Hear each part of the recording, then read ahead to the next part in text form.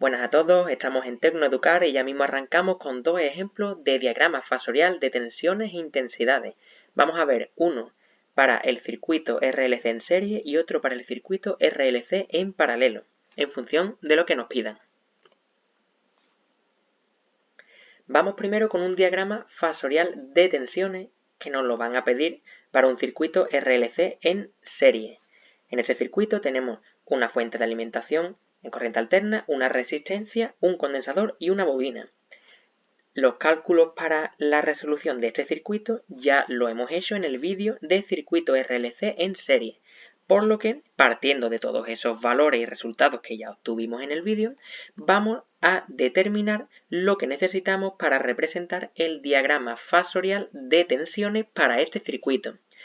Los datos que vamos a necesitar son la tensión de la fuente de alimentación, que sería 20 girados 0 grados voltios, la intensidad de corriente que circula a través de todo el circuito, 0,28 girados menos 73,56 grados amperios, la resistencia de 20 girados 0 grados ohmios, y lo que vamos a hacer ahora es calcular las diferencias de potencial o las tensiones que recaen en cada uno de los componentes del circuito, usando la ley de Ohm. Por lo tanto, la tensión o la diferencia de potencial que recae en la resistencia R, es decir, la VR, se determina mediante R por I, según la ley de Ohm. Por lo tanto, 20 girados 0 grados por 0,28 girados menos 73,56 grados, es decir, lo que vale la resistencia por la intensidad de corriente, nos da un valor de 5,6 girados menos 73,56 grados voltios. Por lo tanto, la tensión de la resistencia es esa de ahí. Vamos a hacer lo mismo para el condensador. Partiendo de la reactancia capacitiva, calculamos la tensión que recae en el condensador mediante la XC por la I, es decir, reactancia capacitiva por intensidad de corriente, teniendo un valor de VC, es decir, tensión del condensador, de 6,22 girados menos 163,56 grados voltios. Y vamos a hacer lo mismo para la bobina, partiendo de la reactancia inductiva, y vamos a calcular la VL, o tensión de la bobina, obteniendo un valor de 25,2 girados 16,44 grados y se expresa en voltios. Ya tenemos todas las tensiones, tanto de la fuente, de la resistencia, del condensador y de la bobina. Partiendo de estos datos, vamos a representar el diagrama fasorial de tensiones. ¿Cómo se hace esto? Pues tenemos que representar unos ejes, un eje X y un eje Y, y lo que tenemos que hacer es partir del cero, que está en el centro. Lo primero que hacemos es representar la VR. Vamos a empezar por ahí. La VR es la tensión de la resistencia, que vale 5,6 girados menos 73,56 grados y se expresa en voltios. Por lo tanto, tenemos que considerar el valor que tiene el módulo 5,6, que sería esa distancia que le vamos a dar a ese vector, y también tenemos que considerar el ángulo, menos 73,56 grados.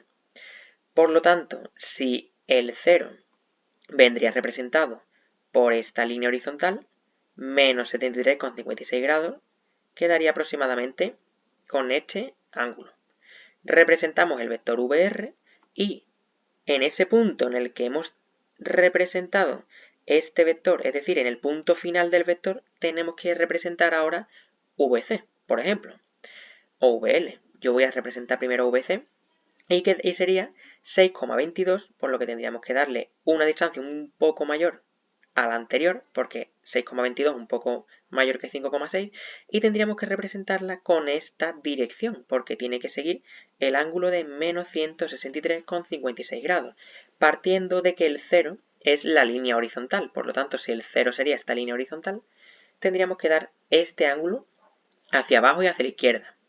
Y una vez hemos representado el vector de VC, la tensión del condensador, vamos a representar el vector de VL, la tensión de la bobina, que sería 25,2, un vector bastante más grande, más largo, módulo, sería este vector de aquí, más grande en comparación con los dos anteriores, y tendríamos que darle el ángulo de 16,44 grados. Por lo tanto, si el 0 es esta línea horizontal, tendríamos que darle una pequeña inclinación hacia arriba a la derecha.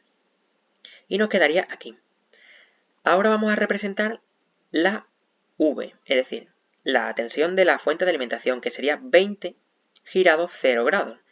Si partimos del 0 y tomamos un ángulo de 0 grados, es decir, esta línea horizontal, tenemos que este vector, el final de este vector, el punto final, coincide con el punto final de VL.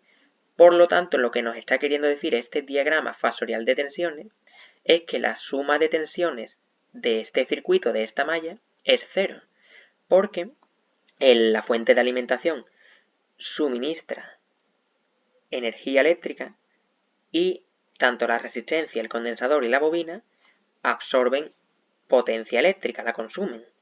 Por lo tanto, como ya hemos visto en la ley de Kirchhoff, que hace referencia a las tensiones, esa ley dice que la suma de tensiones en un circuito, en una malla, debe ser 0.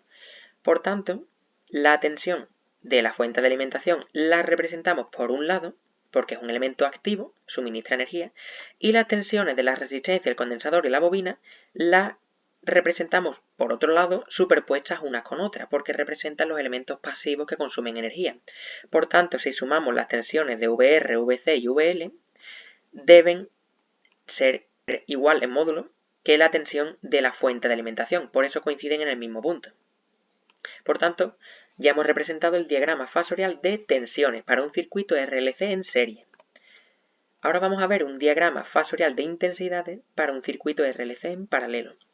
Vamos a tomar como referencia el circuito que ya hemos resuelto en el vídeo de circuito RLC en paralelo, tomando como datos la tensión E de la fuente de alimentación, que sería la misma que las tensiones que recaen en la resistencia, en la bobina y en el condensador, como ya vimos en el vídeo de ese circuito. Vamos a tomar la resistencia de 6 ohmios, la reactancia inductiva de 12 ohmios y la reactancia capacitiva de 24 ohmios.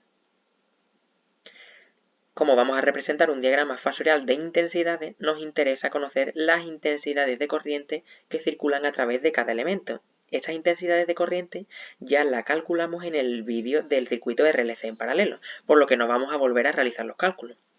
Tenemos la IR, la IL, la IC y la I total. Pues ahora lo representamos en los ejes X horizontal y eje Y vertical. De la misma manera que hicimos antes, representamos la IR como 8 girado 0 grados, es decir, en la misma línea horizontal, en el mismo eje horizontal.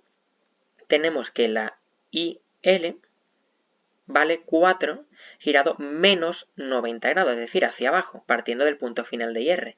Por lo tanto, tendríamos que representarla hacia abajo.